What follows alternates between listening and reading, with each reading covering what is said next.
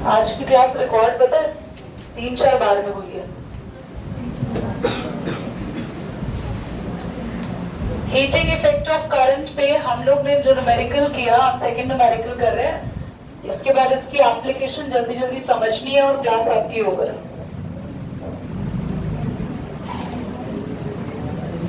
ध्यान से देखिए सभी।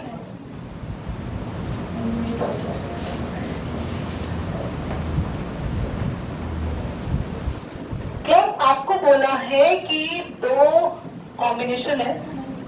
एक में आपने रेजिस्टेंस कैलकुलेट मतलब लगा रखा है किसमें, सीरीज में, और एक में आपने रेजिस्टेंस लगा रखा है बच्चों पैरेलल में।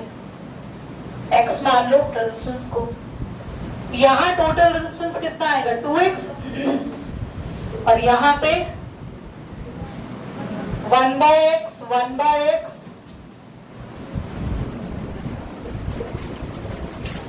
तो कितना आएगा बच्चों 2/x, यानी कि x बाय,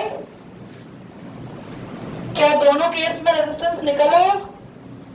अब करंट भी कैलकुलेट करना पड़ता है दोनों के अंदर, तो V is equal to IR का फॉर्मूला, I क्या होगा V बाय 2x। यहां कैसे निकालेंगे V बाय R। R कितना है इस केस में, तो इसको लिख सकते हैं 2V बाय x। क्या दोनों केस में हमने I भी निकाल लिया, दोनों केसेस में I भी कैलकुलेट कर लिया। अब हीट का फॉर्मूला क्या था, I स्क्वायर R T। तो हम एक बार लगाएंगे हीट 1 अपॉन में, इसमें I1 यूज करेंगे, R1 यूज करेंगे, इसमें I2। दीदी R1 R2 क्या है, ये आपके पास सीरीज वाले कॉम्बिनेशन को आप 1 मान लो और पैरेलल वाले कॉम्बिनेशन को आप लोग 2 मान लो। सीरीज वाले R को आप 1 मान लो, पैरेलल वाले को आप क्या मान लो 2 मान लो। तो जल्दी से देखो वैल्यूज हम लोग पुट कर रहे हैं। I स्क्वायर, सीरीज की I स्क्वायर क्या थी, I क्या है सीरीज का, जल्दी बोलो सीरीज का I V upon 2x into V upon 2x। Resistance कितना है और टाइम को t लिख ले। यहाँ पे क्या लिखेंगे I2, जल्दी बोलो पैरेलल का कितना 2V बाय x इंटू में t से t कैंसिल हो गया, इस एक 2 से ये 2 और इस x से ये x भी कैंसिल हो गया, यहाँ भी इस x से ये x कैंसिल हो गया। बच्चों समझ में आ भी रहा है मैं कैसे कैंसिल कर रही हूँ, इस 2 से ये 2 भी कैंसिल हो गया, और कुछ कैंसिल हो रहा है इस x से ये, क्योंकि याद करना जब भी दो फ्रैक्शन में लिखा होता है डिनोमिनेटर से डिनोमिनेटर कटता है, न्यूमरेटर से क्या बचा, जल्दी से देखो v इंटू v बचा दीदी, 2v इंटू v, एक और v भी बचा है ना ऊपर 2 बचा है ना, देखो v बाय 2 बचा है, v बचा है, यहाँ 2v बचा है और यहाँ पे v बचा है। बच्चों v और v भी क्या हो गए कैंसिल। समझ में कुछ आ रहा है। अब इस 2 के नीचे कुछ भी नहीं है 1 मान लो, और इसको भी रेशो में ले जाएंगे तो उल्टा हो जाएगा ऊपर 1:4। अच्छा एक ये देखो खुश हो गए, हमारा 1:4 आ गया, हमारा 1:4 आ गया, हमारा करंट अर्जुन आ गया। अबे ये तो देखो कैसे आया, जल्दी देखो यहाँ पे दोबारा, हमने दो रेजिस्टेंस को सीरीज में कंबाइन किया तो टोटल रेजिस्टेंस कितना आ गया, सिर्फ x प्लस x2x। पैरेलल में कैसे ऐड करते हैं, अपॉन में ऐड करते हैं। रेजिस्टेंस के साथ भी करंट निकालना पड़ता है क्या, यस बच्चों, हमेशा ध्यान रखना हीट वाले रेशो के क्वेश्चंस में you need to calculate the current also, वही गड़बड़ होगी वरना। करंट निकालने के लिए हमने रेजिस्टेंस को जो निकाला था ऊपर कितना था, वो बोला करो 2x को कहाँ ले गए v के डिनोमिनेटर में। यहाँ पर हमने 1/x क्यों ऐड किया, क्योंकि कैसा कॉम्बिनेशन था, टोटल आया 2/x, उल्टा कर दिया रेसिप्रोकल कर दिया, कितना आया वही हमने जैसे v के अपॉन में यहाँ पे r रखा था, v के अपॉन में यहाँ पे भी r रख दिया, r कितना रखा x बाय रेसिप्रोकल होके 2v बाय x आ गया। सारी वैल्यूज को हमने पुट किया, जो चीजें कैंसिल हो सकती थी कैंसिल किया, लास्ट में रेशो बचा 1:4। हेडिंग डालेंगे application of heating effect of current. So in the 5 minutes we need to cover the topic, very very important है, बहुत ध्यान से समझेंगे।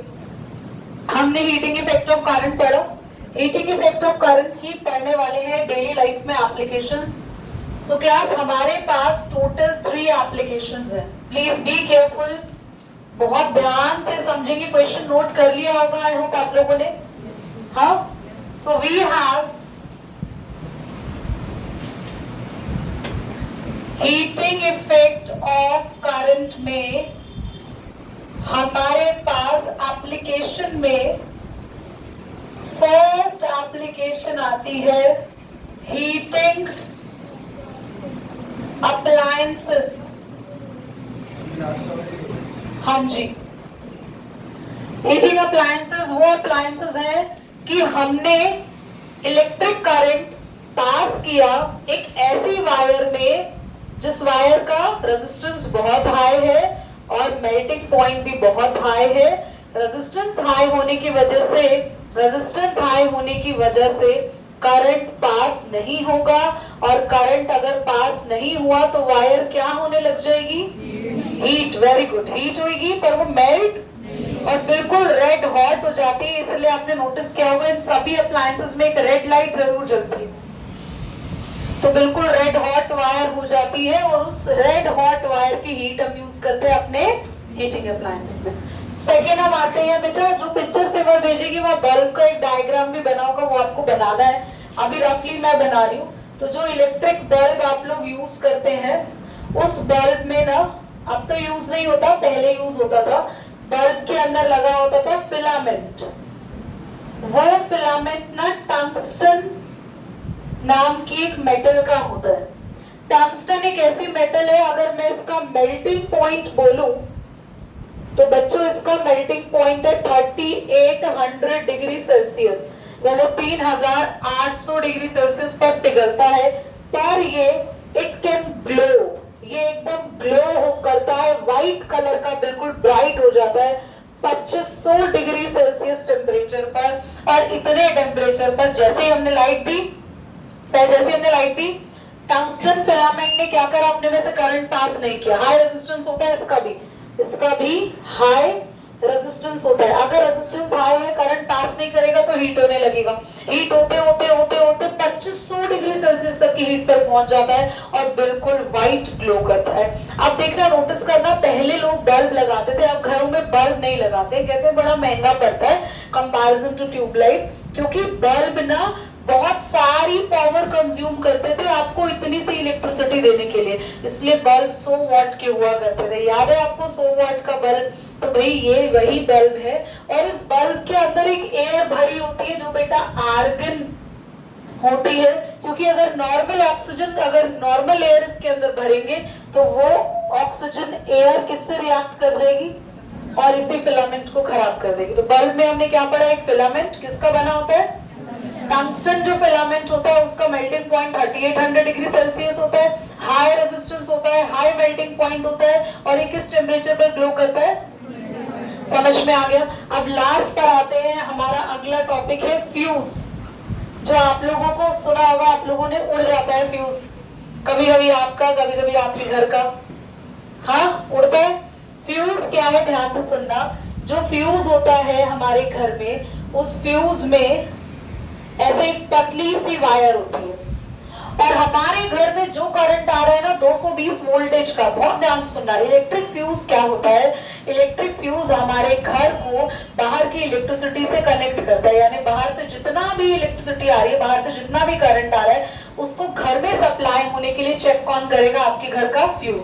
फ्यूज में लगी होती है एक पतली सी वायर, जिसका रेजिस्टेंस जो होता है वो बहुत ज्यादा हाई नहीं होता, यानी वो करंट को अपने में से पास होने देती है नहीं।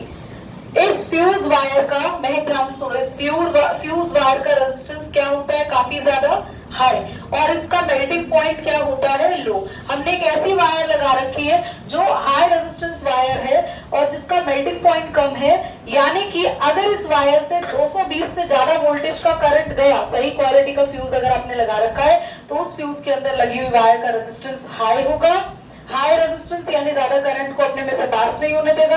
मेल्टिंग पॉइंट लो है यानी जल्दी से ये मेल्ट हो जाएगी। तो 220 से जैसे ही हाई वोल्टेज करंट गया, इसने हीट होना शुरू हुआ, और हीट होते ही, क्योंकि इसका मेल्टिंग पॉइंट इसकी तरह नहीं है इतना ज्यादा, इसका मेल्टिंग पॉइंट क्या है, कम है। कम मेल्टिंग पॉइंट की वजह से ये वायर जल्दी से ब्रेक हो जाती है। वायर ब्रेक होते ही बाहर का हाई वोल्टेज करंट आपके घर में एंटर नहीं कर पाता, और जैसे ही आपके घर में एंटर नहीं कर पाता तो आपके घर के अप्लायंसेस सारे सेफ हो जाते हैं। नहीं तो अगर वो हाई वोल्टेज करंट हमारे घर में घुस जाएगा तो हमारे सारे अप्लायंसेस तुरंत काम करना बंद कर देंगे। इसलिए सेफ्टी मेजर्स के लिए हम अपने घर में क्या लगाते हैं, फ्यूज में कैसी वायर होती है, थिन, पतली, उस वायर का रेजिस्टेंस, उसका melting point, very good, high नहीं है उसका मेल्टिंग पॉइंट लो, तभी करंट पास होते ही वो वायर क्या करने लगती है, हीट अप करने लगती है। अगर करंट कैसा पास हो रहा है, हमारी लिमिट से ज्यादा, तो हीट अप करने लगेगी, मेल्ट हो जाएगी और सर्किट को ब्रेक कर देगी और घर के अप्लायंसेस पूरी तरीके से, और आपका चैप्टर ओके।